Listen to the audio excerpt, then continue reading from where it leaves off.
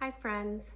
Today I would like to talk to you about our downward dog and our plank, two fundamental poses in our yoga practice, as well as our chataranga dandasana, that flow that you will also see in our vinyasa classes.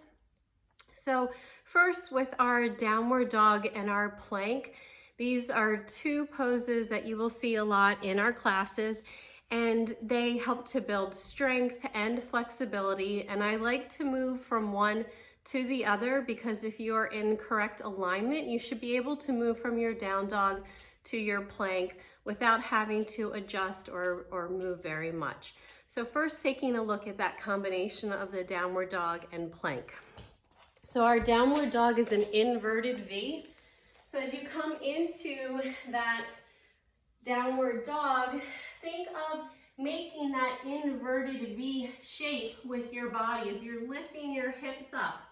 And then shift your weight forward onto the tips of your toes, coming into that plank or kneeling plank. So connecting to your breath, you can move right from down dog to plank.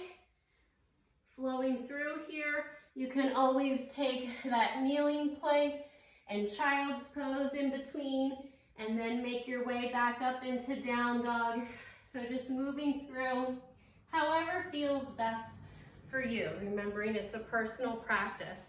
There are other variations and things that we can add on with our down dog and our plank combination, but first just starting there, that inverted V and down dog, coming into plank or kneeling plank, and then lifting hips back up. So that is a good practice to do just all by itself. Then with our chaturanga flow, you will see in our vinyasa classes a lot, and that is something that is really easy to kind of just move through without paying much attention to it. So you want to try to be controlled in this movement. So when you're doing your down dog into your plank and you're lowering down to the mat, if you feel that you can't keep your thighs off of the mat, that's fine. Come all the way down onto your stomach and lift up into cobra. So we'll look at that first.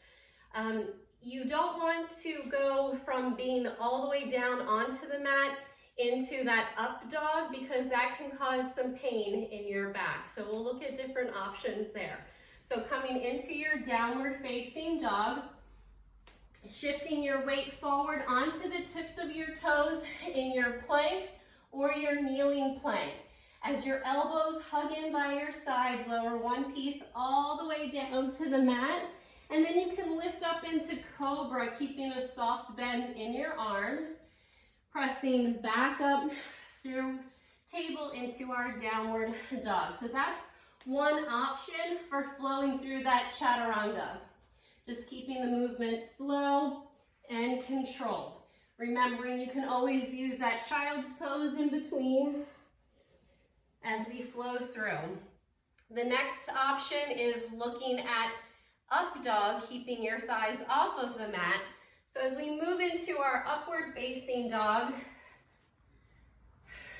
keep thighs off of the mat. Even from your kneeling plank, you can come down and then lift up into up dog with your thighs off of the mat and then into your down dog. So plank or kneeling plank, elbows hug in, coming into our upward facing dog, and then meeting in down dog. So trying this combination, let me know how it goes and if there are other things that you would like to add on to this. So thank you for being here with me today. Namaste.